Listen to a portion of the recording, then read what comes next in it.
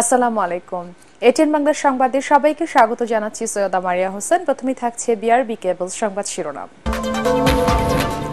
পদত্যাগের সব প্রস্তুতি শেষ, কাল সংবাদ সম্মেলনে ঘোষণা দিতে পারেন প্রধান নির্বাচন কমিশনার।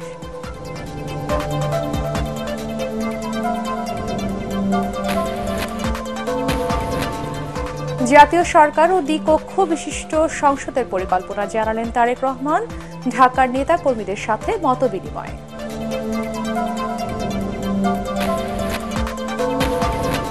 শ্রমিক আন্দোলনে বন্ধ হচ্ছে একের পর এক কারখানা, নেপথ্যে রাজনৈতিক ইন্ধন, কঠোর অবস্থানে সরকার।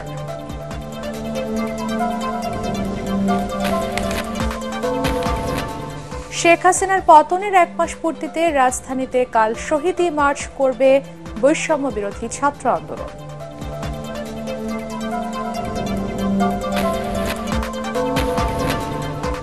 এবং ঋণ খেলাপিদের সম্পদ জব্দ করে অর্থ উদ্ধার করবে বাংলাদেশ ব্যাংক, জানালেন গভর্নর।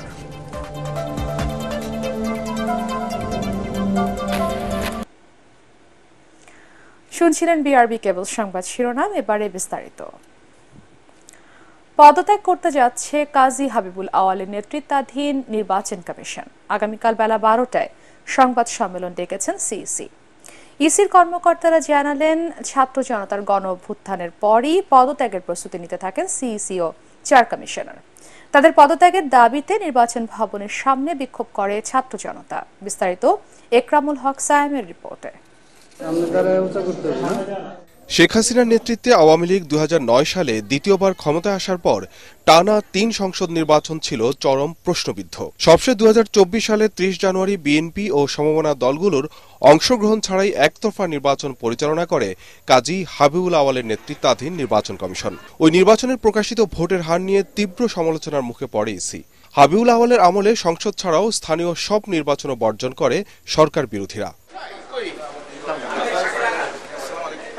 দায়িত্ব নিয়ে গ্রহণযোগ্য নির্বাচন আয়োজনে আওয়াল কমিশন বিএনপি সহ সব রাজনৈতিক দলগুলোকে ভোটে অংশ নেওয়ার আহ্বান জানালেও তাতে মোটেই সাড়া মেলেনি। বিরোধী শিবিরের অংশগ্রহণ ছাড়াই সংলাপ করে কমিশন। সেই ডায়ালগগুলো আপনারা শুধু আমাদের সাথে নয়, আপনারা আপনাদের যে রাজনৈতিক সহকর্মীগণ আছেন তাদের সাথে আলোচনা করবেন। ইসির প্রতি আস্থা ফেরানোকে নির্বাচনী রোডম্যাপে বড় চ্যালেঞ্জ হিসাবে নিলেও সময় গড়াতে বাড়ে অনাস্থা। মানুষের জীবনটাও কিন্তু চ্যালেঞ্জ, নির্বাচনও একটা চ্যালেঞ্জ, কিন্তু কোনো চ্যালেঞ্জকে তো ভয় পেলে হবে না। রাজনৈতিক বিতর্কের মধ্যে 150 আসনে ইভিএমে ভোট করার পরিকল্পনা নিয়ে পরে পিছু হটে আওয়াল কমিশন। কয়েকটি নির্বাচনে সিসি ক্যামেরার ব্যবহার করলেও সক্ষমতার অজুহাতে দ্বাদশ সংসদ নির্বাচনে তা থেকে সরে আসে ইসি। তবে সংসদ নির্বাচন একতরফা ও অগ্রহণযোগ্য হওয়ায় অতৃপ্তি ফুটে ওঠে কাজী হাবিবুল আওয়ালের কণ্ঠে। যদিও প্রশ্নবিদ্ধ নির্বাচন আয়োজনের দায় সরাসরি নিজের ঘাড়ে নেননি কখনো। রাজনৈতিকভাবে খুব ব্যাপক অংশগ্রহণ হয়নি।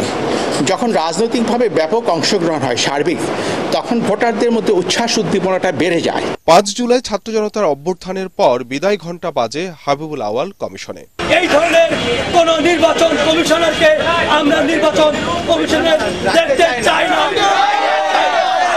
বুধবার কমিশনের পদত্যাগের দাবিতে বিক্ষোভ অনুষ্ঠিত হয় নির্বাচন ভবনের সামনে। এ বিষয়ে সিইসির কক্ষে অনুষ্ঠিত হয় রুদ্ধদ্বার বৈঠক। পরে সাংবাদিকরা পদত্যাগের বিষয়ে জানতে চাইলে সরাসরি মন্তব্য করেননি সিইসি। বলেন, সিদ্ধান্ত জানাবেন বৃহস্পতিবার দুপুরে। কালকে কথা বলবো প্লিজ।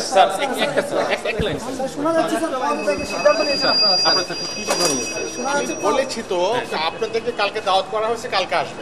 কখন স্যার? আমি তো বলেছি নো কমেন্ট, আমি এখন কোনো কমেন্ট করব না। কালকে দাওয়াত করা হয়েছে, আপনারা আসেন। রাষ্ট্রপতি কি বলছেন? রাষ্ট্রপতি আপনার সাথে দেখা করতে বলেছে। স্যার কালকে সিদ্ধান্ত নিচ্ছেন স্যার? কখন দেখা করবেন স্যার? সিদ্ধান্ত কি নিচ্ছেন আসলে বলতে গেলে 2022 সালের 26 ফেব্রুয়ারি দায়িত্ব নেয় কাজী হাবিবুল আওয়ালের নেতৃত্বাধীন নির্বাচন কমিশন। ইকরামুল হক সায়েম, এটিএন বাংলা, ঢাকা। ঘুষ দুর্নীতি পুরোপুরি বন্ধ করে সরকারি দপ্তরের সব সেবা সহজ করার মাধ্যমে জনগণের সন্তুষ্টি অর্জন করতে সচিবদের প্রতি নির্দেশনা দিয়েছেন প্রধান উপদেষ্টা ডক্টর মোহাম্মদ ইউনূস। রাজধানীর তেজগাঁয় প্রধান উপদেষ্টার কার্যালয়ে 55টি মন্ত্রণালয় ও বিভাগের সচিবদের সাথে বৈঠকে তিনি বলেন, নিজ নিজ ক্ষেত্রের সততা ও নিষ্ঠার সাথে কাজ করে সবাইকে নতুন বাংলাদেশ গড়তে হবে। ডক্টর ইউনূস বলেন, গদবাঁধা চিন্তাভাবনা থেকে বেরিয়ে এসে জনস্বার্থকে সর্বোচ্চ গুরুত্ব দিয়ে সরকারি কার্যক্রম পরিচালনা করতে হবে। প্রতিটি মন্ত্রণালয়ে স্বল্প, মধ্য ও দীর্ঘমেয়াদী সংস্কার পরিকল্পনা নিতে সচিবদের নির্দেশ দেন প্রধান উপদেষ্টা ডক্টর মোহাম্মদ ইউনূস। সেই সাথে সরকারি টাকার সর্বোত্তম ব্যবহার নিশ্চিত করার নির্দেশনা দিয়ে তিনি বলেন, সরকারি ক্রয়ে যথার্থ প্রতিযোগিতা নিশ্চিত করতে হবে। ছাত্র জনতার অভ্যুত্থানে বাংলাদেশ নিয়ে বিশ্বব্যাপী যে ইতিবাচক ধারণা তৈরি হয়েছে তা দেশের স্বার্থে সর্বোত্তম উপায়ে কাজে লাগানোর কথাও বলেন ডক্টর ইউনূস। অন্তর্বর্তী সরকারের প্রধান উপদেষ্টা ডক্টর মোহাম্মদ ইউনূসের আন্তর্জাতিক বিষয়ক সংক্রান্ত বিশেষ দূত হিসেবে নিয়োগ পেয়েছেন লুৎফে সিদ্দিকী। এ সংক্রান্ত প্রজ্ঞাপন জারি করেছে মন্ত্রিপরিষদ বিভাগ। এতে বলা হয়েছে, আন্তর্জাতিক বিষয়ক সংক্রান্ত বিশেষ দূত পদে থাকাকালে লুৎফে সিদ্দিকী উপদেষ্টা পদমর্যাদার বেতন ভাতা ও আনুষঙ্গিক সুযোগ সুবিধা পাবেন। লুৎফে সিদ্দিকী চট্টগ্রামের সীতাকুণ্ডের সন্তান। তার বাবা পুলিশের সাবেক আইজি এওয়াই সিদ্দিকী।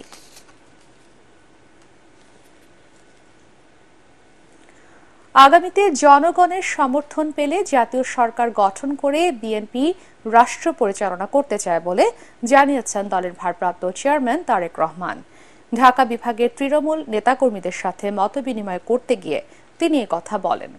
বিগত সরকারের শাসনামলের কথা উল্লেখ করে তারেক রহমান বলেন, একদলীয় এক ব্যক্তির শাসন কায়েম করে জনগণের সব অধিকার কেড়ে নিয়েছিল আওয়ামী লীগ।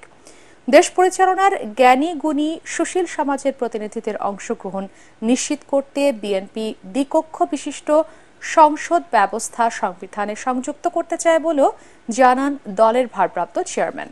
দলকে সংগঠিত করা এবং আগামী জাতীয় নির্বাচনের প্রস্তুতির অংশ হিসেবে তৃণমূল পর্যায়ে মতবিনিময় করেছেন তারেক রহমান। তিনি বলেন, গুণী শিক্ষক, গবেষক, সাহিত্যিক, সাংবাদিক, বিশেষজ্ঞ, মানবাধিকার কর্মী সহ বিশিষ্টজনদের জাতীয় সরকারে প্রত্যাশা করে বিএনপি।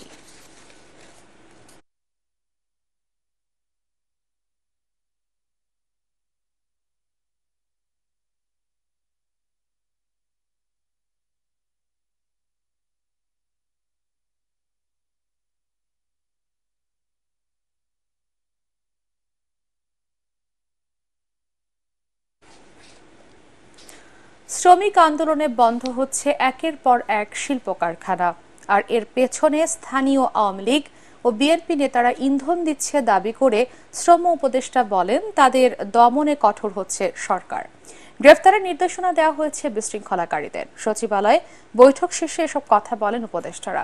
আইজিপি জানান, পুলিশি কার্যক্রম স্বাভাবিক করার চেষ্টা চলছে। মাহবুব কবির চাপলের রিপোর্ট।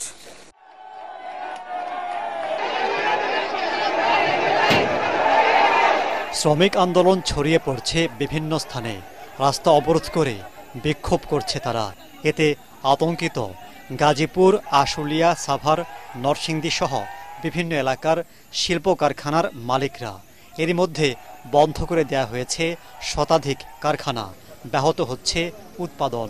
নবীনগর, চন্দ্রা, কালিয়াকৈর রোড বন্ধ করে শ্রমিকের নাম ধারণ করে বিভিন্ন ফ্যাক্টরি বন্ধ করার চেষ্টা করা হয়। শ্রমিক অসন্তোষের কারণ বের করতে তদন্ত করছে সরকার। বিষয়টি নিয়ে সচিবালয়ে জরুরি বৈঠকে বসেন স্বরাষ্ট্র, আইন, শ্রম, শিল্প সহ ৬ উপদেষ্টা। এর পেছনে রাজনৈতিক ইন্ধন আছে বলে জানান শ্রম উপদেষ্টা। আওয়ামী লীগের লোকেরা যেই সিন্ডিকেটগুলো সামলাতো তারা তো সেগুলো ছেড়ে চলে গেছে। এখন যারা দখলের পায়তারা করছে এবং এসে সেখানে সন্ত্রাস করছে, এখানে স্থানীয়ভাবে আওয়ামী লীগও আছে কিছু জায়গায় এবং কিছু বিএনপির স্থানীয় নেতৃবৃন্দেরও আমরা সংশ্লিষ্টতা পেয়েছি। বিএনপির কেন্দ্রীয় নেতৃবৃন্দের সাথে আমাদের এই বিষয়ে কথা হচ্ছে, যাতে তারা তাদেরকে নিবৃত্ত রাখেন। তাদের বিরুদ্ধে আমরা কঠোর অবস্থানে যাব এবং অলরেডি আমাদের কাছে যে ইনফরমেশন আছে স্বরাষ্ট্র মন্ত্রণালয়ের কাছে, সেই ইনফরমেশনের ভিত্তিতে তাদেরকে অ্যারেস্ট করা হবে। আন্দোলনকারীদের দমাতে সরকার কঠোর অবস্থানে যাচ্ছে বলে জানান উপদেষ্টারা। রাস্তা বন্ধ করে দেওয়া মানে তো 50 জন মিলে যদি রাস্তায় বসে পড়ে 5-50 লক্ষ লোকের অসুবিধা হচ্ছে, আসা যাওয়ায় ইকোনমির অসুবিধা হচ্ছে। তাদেরকে সরানোর জন্য যদি আমাদের ফোর্স ব্যবহার করতে হয়, লাঠিচার্জ করতে হয়, জলকামান ব্যবহার করতে হয়, আমরা করব। এ সময় আইজিপি মইনুল ইসলাম জানান, শিল্পাঞ্চল সহ দেশের নিরাপত্তা নিশ্চিত করতে সব ধরনের পদক্ষেপ নেওয়া হচ্ছে। আমাদের বাহিনীর দুজন এক্স প্রধান তারাও কিন্তু অ্যারেস্ট হয়েছে। যারা দুর্নীতি থেকে আরম্ভ করে অন্যায় অনিয়ম সবাই কিন্তু আইনের আওতায় আসবে। যেসব জায়গায় আমাদের কার্যক্রম একটু স্থিমিত ছিল মাঝখানে, সেই কার্যক্রম চলমান করার জন্য এটাকে যেন আরও এনফোর্স করা যায়, সে কারণে আমরা কিন্তু ব্যাপক আকারে বদলি করেছি। অবৈধ অস্ত্র উদ্ধার অভিযান অব্যাহত থাকবে বলেও জানান আইজিপি। যে লাইসেন্সকৃত অস্ত্র যেটি। Mahbub Kabir Chapal, ATN Bangla, Dhaka. BNP chairperson Khaleda জিয়ার স্বাস্থ্যের খোঁজ নিতে তার বাসভবন ফিরোজায় গেছেন ঢাকায় নিযুক্ত ব্রিটিশ হাইকমিশনার সারা ক্যাথরিন কুক। রাত 8:30টার দিকে গুলশানের এই বাসভবনে পৌঁছান ব্রিটিশ হাইকমিশনার। এ সময় ফিরোজায় উপস্থিত ছিলেন বিএনপির স্থায়ী কমিটির সদস্য ডাক্তার এম জাহিদ হোসেন, খালেদা জিয়ার চিকিৎসক দলের সদস্য অধ্যাপক শাহাবুদ্দিন তালুকদার, অধ্যাপক FM সিদ্দিকী এবং বিএনপির আন্তর্জাতিক সম্পর্ক বিষয়ক কমিটির সদস্য তাবিত আওয়াল। দীর্ঘ 7 বছর পর কোনো বিদেশি কূটনীতিকের সাথে এটি খালেদা জিয়ার প্রথম সাক্ষাৎ হলো।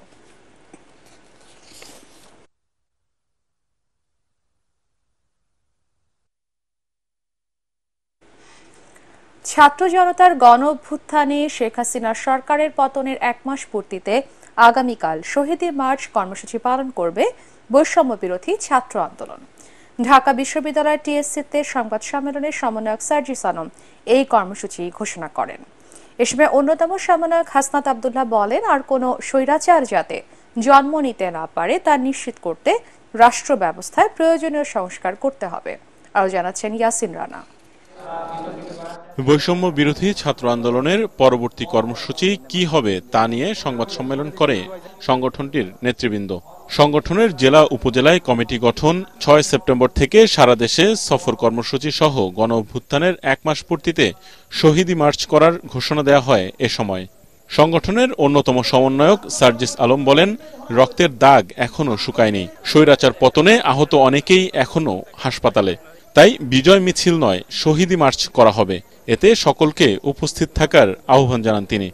আমার ওই শহীদ ভাইদের, আমার যে ভাই বোনগুলো তাদের হাত হারিয়েছে, পা হারিয়েছে, চোখ হারিয়েছে, তাদেরকে স্মরণ করে, তাদের স্মৃতিকে ধারণ করে আমরা আগামীকাল 5 সেপ্টেম্বর আমাদের ছাত্র জনতার অভ্যুত্থানের 1 মাস পূর্তি উপলক্ষে আমরা একটি শহীদি মার্চ করতে চাই।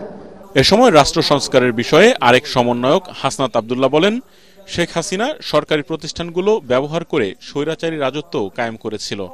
সকল প্রতিষ্ঠানে সংস্কার করতে হবে। বাংলাদেশ পুনর্গঠনের জন্য কোন কোন প্রিন্সিপালের ভিত্তিতে বাংলাদেশকে পুনর্গঠন করব, যেখানে আর কখনোই কোনো ধরনের কোনো রূপে আর ফ্যাসিজম ফিরবে না, এই ধরনের রাষ্ট্র ব্যবস্থাকে নিশ্চিত করার জন্য আমাদের কিছু ভ্যালুস ক্রিয়েট করতে হবে। প্রভু চলে গিয়েছে, দাসরা কিন্তু এখনো যায় নাই। প্রভু কিন্তু থাকে একজন, কিন্তু গত 16 বছরে এত লক্ষ কোটি দাস উৎপাদন করেছে। এখন আমাদের যুদ্ধটা কিন্তু এই দাসদের বিরুদ্ধে। শহীদি মার্চ বৃহস্পতিবার বিকেল 3টায় রাজু ভাস্কর্য থেকে শুরু হয়ে নীলক্ষেত, কলাবাগান, মানিক মিয়া অ্যাভিনিউ, ফার্মগেট, কাউরন বাজার, শাহবাগ হয়ে রাজু ভাস্কর্যে এসে শেষ হবে। ইয়াসিন রানা, এটিএন বাংলা, ঢাকা। রাজধানীর মোহাম্মদপুর ও নিউ মার্কেট থানায় করা হত্যা মামলায় গ্রেফতার সাবেক আইজিপি চৌধুরী আব্দুল্লাহ আল মামুন ও শহীদুল হককে রিমান্ডে নিয়েছে পুলিশ। সকালে ঢাকার সিএমএম কোর্টে হাজির করে তদন্তকারী কর্মকর্তা তাদের রিমান্ড চান। শুনানি শেষে হত্যা মামলায় শহীদুল হকের 7 দিন এবং চৌধুরী আব্দুল্লাহ আল মামুনের 8 দিনের রিমান্ড মঞ্জুর করে আদালত। রিপোর্ট করছেন GM তসলিম। কড়া নিরাপত্তায় সকাল 6:30টার দিকে সাবেক আইজিপি আব্দুল্লাহ আল মামুন ও শহীদুল হককে আদালতে হাজির করে পুলিশ। এদিন মোহাম্মদপুরে মুদি দোকানি আবু সাইদ হত্যা মামলার সুষ্ঠু তদন্তের স্বার্থে আব্দুল্লাহ আল মামুনকে 10 দিনের রিমান্ড চায় পুলিশ। শুনানি শেষে ঢাকার মেট্রোপলিটন ম্যাজিস্ট্রেট আখতারুজ্জামান 8 দিনের রিমান্ড মঞ্জুর করেন। এদিকে নিউ মার্কেট এলাকায় ব্যবসায়ী আব্দুল ওয়াদুদকে গুলি করে হত্যার মামলায় গ্রেফতার পুলিশের সাবেক মহাপরিদর্শক শহীদুল হকের 7 দিনের রিমান্ড মঞ্জুর করেন। শহীদুলের বিরুদ্ধে এই ঘটনার সঙ্গে, হত্যার সঙ্গে জড়িত থাকার বিষয়টি তদন্ত কর্মকর্তা উদ্ঘাটন করেন এবং আরো অধিক তদন্তের জন্য তাকে রিমান্ডে চাওয়ার দরখাস্ত দেন এবং এই রিমান্ড দরখাস্ত দেওয়ার পরিপ্রেক্ষিতে বিজ্ঞ আদালত রিমান্ড 7 দিনের রিমান্ড মঞ্জুর করেন। আব্দুল্লাহ আল মামুন সদ্য যিনি আইজিপি ছিলেন, প্রধানমন্ত্রী কার্যালয়ে গিয়ে তার সঙ্গে সলা পরামর্শ করে এবং সেখান থেকে বের হয়ে আসে তিনি তার অফিসে সাংবাদিকদের সামনে এবং টেলিভিশনে বিভিন্ন মিডিয়াতে তিনি বলেছেন যে কঠোর হস্তে এই আন্দোলনকে দমন করা হবে এবং এও বলেছেন যে দেখামাত্র গুলি করা হবে কেউ যদি এই আন্দোলনে শরিক হয়। বসিলা চৌরাস্তায় যে হত্যাটা হয়েছিল দোকানি আব্দুল সাইদ, এই হত্যার সঙ্গে জড়িত থাকার কারণে তাকে গ্রেপ্তার করে এবং এই মামলায় শুনানি অন্তে তার বিরুদ্ধে 8 দিনের রিমান্ড মঞ্জুর করে। হত্যা মামলায় সুনির্দিষ্ট অভিযোগ ছাড়া কোনো রিমান্ড হয় না।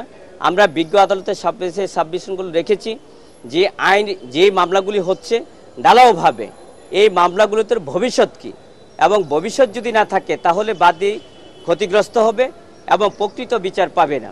আদালতের কাঠগড়ায় দাঁড়িয়ে বিচারকের অনুমতি নিয়ে নিজেকে নির্দোষ দাবি করে বক্তব্য রাখেন সাবেক পুলিশ প্রধান শহীদুল হক। তবে এই সময় নিশ্চুপ ছিলেন সাবেক আইজিপি আব্দুল্লাহ আল মামুন।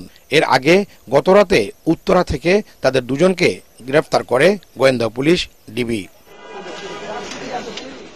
এদিকে ঢাকা জেলার অতিরিক্ত পুলিশ সুপার আব্দুল্লাহ হিল কাফিকে হাজারীবাগ থানার অপহরণ মামলায় আদালতে হাজির করে পুলিশ। সকাল 7:45টার দিকে তাকে আদালতে তোলা হয়। এ সময় মামলার সুষ্ঠু তদন্তের স্বার্থে তাকে 10 দিনের রিমান্ড নিতে আবেদন করে পুলিশ। শুনানি শেষে ঢাকার মেট্রোপলিটন ম্যাজিস্ট্রেট আক্তারুজ্জামান 8 দিনের রিমান্ডের আদেশ দেন। এর আগে সোমবার কাফির বিরুদ্ধে মরদেহ পুড়িয়ে ফেলার অভিযোগে আশুলিয়া থানা ও হাজারীবাগ থানায় মামলা দায়ের হয়। প্রাথমিকভাবে আশুলিয়ার ঘটনায় তার সংশ্লিষ্টতা পাওয়ায় বিমানবন্দর থেকে ডিবি পুলিশ কাফিকে আটক করে। GM Taslim, ATN Bangla, Dhaka. 2-3 বছরের মধ্যেই আর্থিক খাত পুনরুদ্ধার হবে বলে আশা করছেন বাংলাদেশ ব্যাংকের গভর্নর আহসান এইচ মনসুর। অর্থ পাচার ও আত্মসাতের কারণে সংকটে থাকা 8 ব্যাংককে সীমিত আকারে তারল্য যোগান দেওয়া হবে বলে জানান তিনি।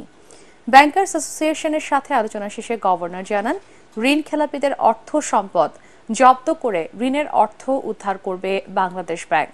শরফুল আলমের রিপোর্ট। নামে বেনামে প্রায় 2 লাখ কোটি টাকা হাতিয়ে নিয়েছে এসালাম গ্রুপ। লুটপাটের কারণে তাদের মালিকানায় থাকা ব্যাংকগুলো চরম আর্থিক সংকটে। গ্রাহকরা নগদ টাকা তুলতে গিয়ে হয়রানির শিকার হচ্ছেন প্রতিনিয়ত। এমনকি সরকারি সেবা নিতে গিয়েও ভোগান্তিতে পড়েন ওইসব ব্যাংকের গ্রাহকরা। গ্রাহকদের সেই সব দুর্ভোগ লাঘবে এবার উদ্যোগ নিয়েছে বাংলাদেশ ব্যাংক। ব্যাংকিং খাত থেকে বড় রকমের অর্থ বিভিন্নভাবে পাচার করা হয়েছে, আত্মসাৎ করা হয়েছে এবং সেটা প্রধানত 8টা ব্যাংকের মধ্যেই সীমিত আছে বলে আমরা প্রাথমিকভাবে ধারণা করতেছি। আমরা এই লিকুইডিটি ক্রাইসিসটা সলভ করার ব্যবস্থা করছি, সীমিত আকারের হলেও যাতে কাস্টমারদের কিছুটা হলেও রিলিফ দেওয়া হয়। এগুলোর ডিপোজিটারকেও আমরা প্রত্যেককে আমরা রক্ষা করব। প্যানিক হওয়ার কিছু নাই। এই 7-8টা ব্যাংকের জন্য কিন্তু আমাদের 61টা ব্যাংক ডুবে যাবে না। ঋণ খেলাপি ব্যবসায়ী ও রাজনীতিবিদদের দেশে থাকা অর্থ সম্পদ জব্দ করে ঋণের অর্থ উদ্ধারে নতুন করে উদ্যোগ নিয়েছে বাংলাদেশ ব্যাংক। দুবাই, সিঙ্গাপুর, যুক্তরাজ্য, যুক্তরাষ্ট্রে পাচার হওয়া অর্থ ফেরত আনতে আন্তর্জাতিক সংস্থার সহায়তা নেওয়া হচ্ছে বলেও জানান গভর্নর। বিদেশি যেগুলো অর্থ তারা পাচার করেছে সেগুলোকে আনার জন্য আমরা আইনগত এবং ইন্টারন্যাশনাল এফোর্ট আমরা নেব, যাতে আমাদের সম্পদ যেটা লুণ্ঠন করে নিয়ে গেছে সেটা আমরা ফেরত দিতে পারি। এর আগে ব্যাংকার্স সভায় মূল্যস্ফীতি না কমা পর্যন্ত পলিসি রেট বাড়ানো হবে না বলে জানায় বাংলাদেশ ব্যাংক। ডলার বিনিময়ে এক্সচেঞ্জ রেট 120 টাকার নির্দেশনা দেওয়া হয় ওই বৈঠকে। শরফুল আলম, ATN বাংলা, ঢাকা। অডিট আপত্তি ও দুর্নীতি এক কথা নয় বলে মন্তব্য করেছেন পররাষ্ট্র উপদেষ্টা। তিনি বলেন, যুক্তরাষ্ট্র, যুক্তরাজ্য ও কানাডা সহ 10টি দেশে বাংলাদেশ দূতাবাসের 38 জন কর্মকর্তা কর্মচারী তথ্য অনুসন্ধান করার ইচ্ছে প্রকাশ করেছে দুদক। তবে তা যাচাই বাছাইয়ের প্রয়োজন আছে বলে জানান তিনি। এ বিষয়ে কিছুটা ভুল বোঝাবুঝির অবকাশ আছে মন্তব্য করে পররাষ্ট্র উপদেষ্টা বলেন, ঢালাওভাবে এসব বিষয়ে দুর্নীতির অভিযোগ করা যাবে না। পররাষ্ট্র মন্ত্রণালয়ে আয়োজিত ব্রিফিংয়ে সাংবাদিকদের এসব কথা বলেন তিনি। কয়েকটি মিশন থেকে রাষ্ট্রদূতদের ফেরত আনার নির্দেশ দেওয়া হয়েছে এমন প্রশ্নের জবাবে তিনি বলেন, চুক্তিভিত্তিক নিয়োগে যারা চাকরিতে ছিলেন শুধু তাদেরকেই ফেরত আসতে বলা হয়েছে। অভিযোগের নেচার দেখে আমার মনে হচ্ছে যে এগুলি অনেকগুলি অডিট অবজেকশনের ফলাফল। অডিট অবজেকশন দুর্নীতি এক জিনিস না। অডিট অবজেকশন অফিসাররা মিট করবেন, মিট করার আগে বোধহয় তাদের পেনশন হবে না, এবং যখন মিট করে সব শেষ পর্যন্ত এমনও হয় যে কিছু আসলেই হয়তো দিতে হবে টাকা, সেটা এমনকি তাদের পেনশন থেকে কেটে রেখে বাকি টাকা দেওয়া, এরকমও আছে। তো আমরা দেখব। আর সহযোগিতার প্রশ্ন যেটা, অবশ্যই আমরা তো চাই না যে কোনো দুর্নীতি হোক, কাজেই যেটুকু সহযোগিতা তারা চাইবে সেটা আমরা অবশ্যই করব। দেখতে হবে যেটা প্রকৃতই দুর্নীতি হয়েছে কিনা, সেটা আমাদের দৃষ্টিতে, সেটা দেখে আমরা তাদের সাথে সহযোগিতা করব। রাসায়নিক বিষক্রিয়া এবং জীবাণুবাহিত নানা রোগের প্রাদুর্ভাবে বন্যা দুর্গত এলাকায় বহু মানুষের অকাল মৃত্যুর আশঙ্কা করছেন বিশেষজ্ঞরা। তারা বলছেন, খেতে ব্যবহৃত রাসায়নিক ও কীটনাশক বন্যার পানিতে মিশে সেখানকার পানি, মাটি এবং পরিবেশে মারাত্মক দূষণ তৈরি হয়েছে। এর সাথে ইঁদুর, সাপ ও মশার মাধ্যমে ভাইরাস বাহিত নানা রোগের প্রাদুর্ভাবও বাড়তে পারে দুর্গত এলাকায়। ইমদাদুল্লাহ বাবুর রিপোর্ট। স্মরণকালের ভয়াবহ বন্যায় ভেসেছে দেশের পূর্বাঞ্চলীয় 11 জেলা। এ পর্যন্ত 59 জনের মৃত্যুর পাশাপাশি ক্ষতিগ্রস্ত হয়েছেন বানভাসী প্রায় 58 লাখ মানুষ। পানি নামার পর এখন দেখা দিয়েছে কবলিত এলাকায় বন্যার স্বাস্থ্যগত নানা ঝুঁকি। উপদ্রুত এলাকায় গবাদি পশু ও প্রাণী মরে পচে জীবাণু ছড়িয়েছে পুকুর, জলাশয়ের পানিতে। রাজধানীতে এক অনুষ্ঠানে বক্তারা বলেন, সামনে এই ঝুঁকি আরো বাড়ার শঙ্কা রয়েছে।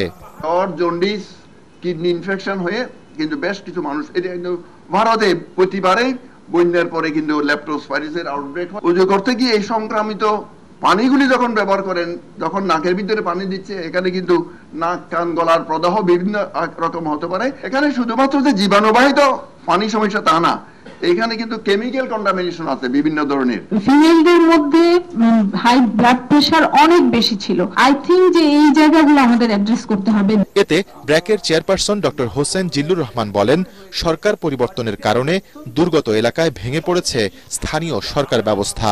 খুব দ্রুত স্থানীয় সরকারের বিষয়গুলো খুব সচল হওয়া দরকার, স্থানীয় প্রশাসনের সচল হওয়া দরকার, স্থানীয় স্বাস্থ্য প্রশাসন তাদেরও নির্ভয়ে কাজ করার যে পরিবেশ সেগুলো করা দরকার, নিরাপত্তার জায়গাগুলো খুব দরকার। বর্তমানে দুর্গত এলাকায় শুকনো খাবার, ওষুধ, গোখাদ্য এবং টিউব অয়েলের পানি, বিশুদ্ধকরণ ওষুধের ব্যাপক প্রয়োজনীয়তা রয়েছে বলেও অনুষ্ঠানে জানানো হয়। ইমদাদুল্লাহ বাবু, এটিএন বাংলা, ঢাকা। চট্টগ্রাম মহানগরীতে এক সময় 200-রও বেশি পাহাড় থাকলেও এখন অস্তিত্ব আছে হাতে গোনা কয়েকটির।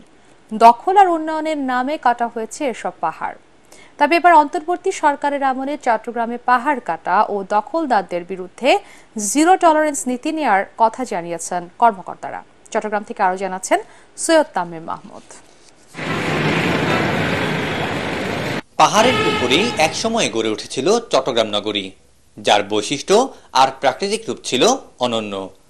কিন্তু 2 শতাধিক পাহাড়ের সেই নগরী থেকে হারিয়ে গেছে বেশিরভাগ পাহাড়। কোথাও পাহাড় কেটে, কোথাও বা প্রাকৃতিক লেক দখল করেই গড়ে উঠেছে বসতি। বছরের পর বছর এভাবেই চলছে পাহাড় কাটার মহোৎসব। অভিযোগ রয়েছে, পাহাড় দখল করে নিম্ন আয়ের মানুষকে এসব পাহাড়ে থাকার ব্যবস্থা করে দিচ্ছে বেশ কয়েকটি চক্র। বিনিময়ে মাসিক হিসেবে আদায় করা হচ্ছে ভাড়া। ওই দখলদাররা তাদের ছত্রছায়ায় পাহাড় কেটে বসতবাড়ি বানিয়ে বিক্রি করেছে।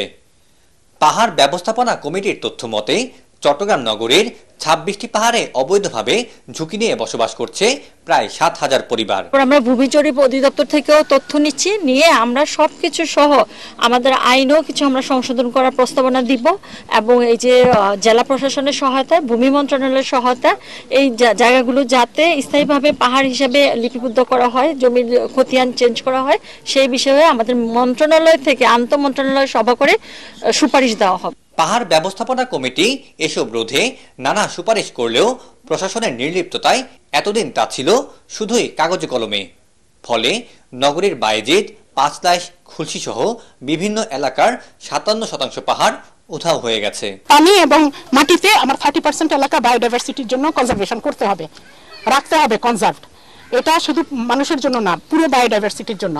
এখন ওখানে আমরা 10%-এও যেতে পারছি না। আমাকে এই অভিযানগুলো করে আমাকে একদম নিষিদ্ধ করে দিতে হবে যে এই এলাকায় কোনোভাবে পাহাড় কাটা যাবে না, জীববৈচিত্র্য নষ্ট করা যাবে না। 2007 সালে একদিনেই পাহাড় ধসে নারী শিশুসহ চট্টগ্রামে মারা যান 127 জন। এরপর 2008 সালে লালখান বাজারের মতিঝর্ণা এলাকায় পাহাড় ধসে মৃত্যু হয় 4 পরিবারের 12 জনের। এভাবে 2023 সাল পর্যন্ত চট্টগ্রামের বিভিন্ন জায়গায় পাহাড় ধসে প্রাণ গেছে অন্তত 200 জনের। সৈয়দ তাম্মিম মাহমুদ, এটিএন বাংলা, চট্টগ্রাম। আল আরাফা ইসলামী ব্যাংক অর্থ সংবাদ।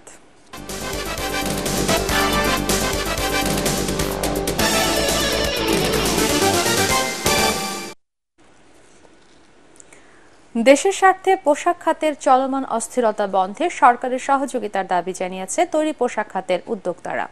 রাজধানীর উত্তরায় বিজিএমইএ ভবনে জরুরি বৈঠক শেষে এক সংবাদ সম্মেলনে তারা এ দাবি জানান। এ সময় প্রতিষ্ঠানটির সভাপতি বলেন, আইন শৃঙ্খলা বাহিনীর সহযোগিতায় বৃহস্পতিবার থেকে পুরো দমে চলবে সব পোশাক কারখানা। আইন শৃঙ্খলা বাহিনীর মধ্যে সমন্বয় না থাকার কারণে তাদের সদস্যরা এখনো সক্রিয় না, তাই বহিরাগতরা এর সুযোগ নিয়ে কারখানাগুলোয় অস্থিরতা তৈরি করছে বলেও জানান বিজিএমইএ নেতারা। বিশেষ করে ঝুট ব্যবসার নিয়ন্ত্রণ নিয়ে নতুন নতুন পক্ষ বিবাদে জড়িয়ে পড়েছে বলেও মনে করেন তারা। আগামীকালকে আশুলিয়া এবং গাজীপুরে যেসব জায়গায় ফ্যাক্টরি আজকে চালাতে পারি না, ইনশাল্লাহ আগামীকালকে থেকে চালাবো। মিনওয়াইল আমরা আমাদের শ্রমিক নেতৃবৃন্দ যারা আছে তাদের সাথে চেষ্টা করবো রাতে কথা বলতে। আর আপনারা জানেন যে কয়েকদিন আগে তাদের সঙ্গে আমরা বসেছিলাম এখানে, নীতিগতভাবে তারাও এগ্রি করেছে যে এখানে তাদের কোনো ইনভলভমেন্ট নাই। আর্মি এবং আইন শৃঙ্খলা রক্ষক বাহিনী যারা ইন্ডাস্ট্রিয়াল পুলিশ বিজিবি তারা তাদের মতো করে রুট ম্যাপ করেছে, প্ল্যান করেছে। আমাদেরকে শুধু আশ্বস্ত করেছে যে তারা কালকে ফ্যাক্টরি আমরা চালাতে পারবো, সেই ব্যবস্থা তারা করবে। আন্তর্জাতিক সংবাদ।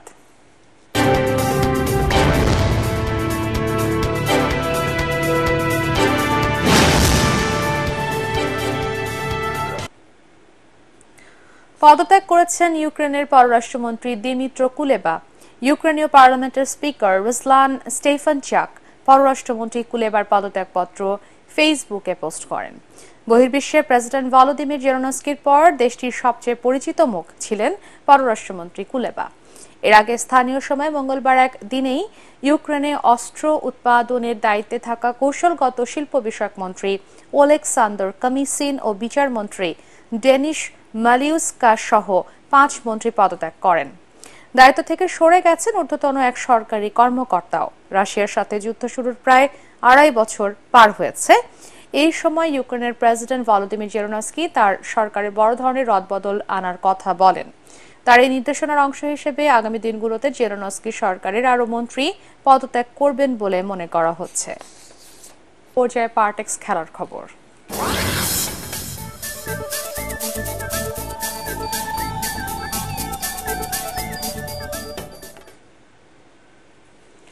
স্বাগতিক ভুটানের বিপক্ষে আগামীকাল আন্তর্জাতিক প্রীতি ফুটবল ম্যাচে মুখোমুখি হবে বাংলাদেশ দল।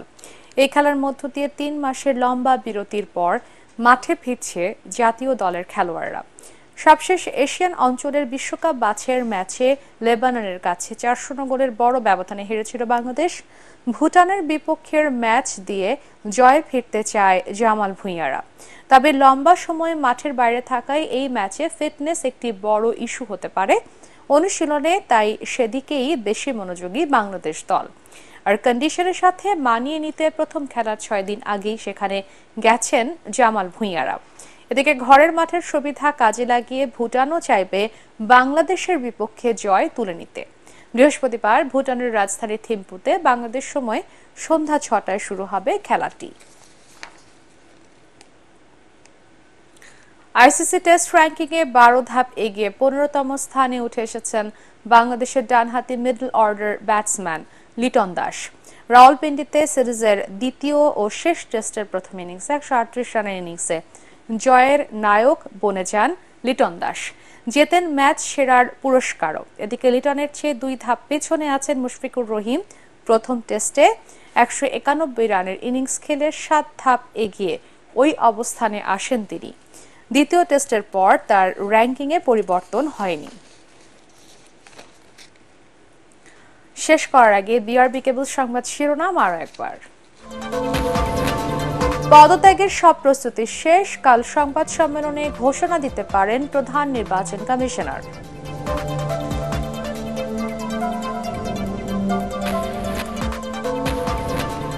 জাতীয় সরকার ও দ্বিকক্ষ বিশিষ্ট সংসদের পরিকল্পনা জানালেন তারেক রহমান, ঢাকার নেতা কর্মীদের সাথে মতবিনিময়।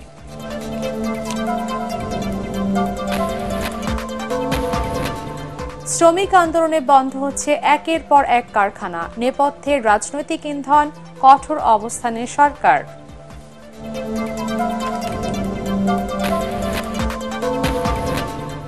শেখ হাসিনার পতনের 1 মাস পূর্তিতে রাজধানীতে কাল শহীদি মার্চ করবে বৈষম্য বিরোধী ছাত্র আন্দোলন।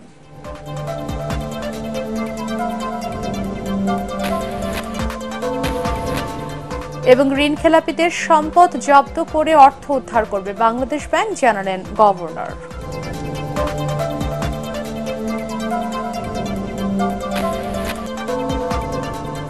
পরবর্তী সংবাদ দেখার আমন্ত্রণ জানিয়ে আক্রমণ শেষ করছি। এটিএন বাংলার সংবাদ ইউটিউবে দেখতে ব্রাউজ করুন, youtube/এটিএন বাংলা নিউজ। ধন্যবাদ সবাইকে।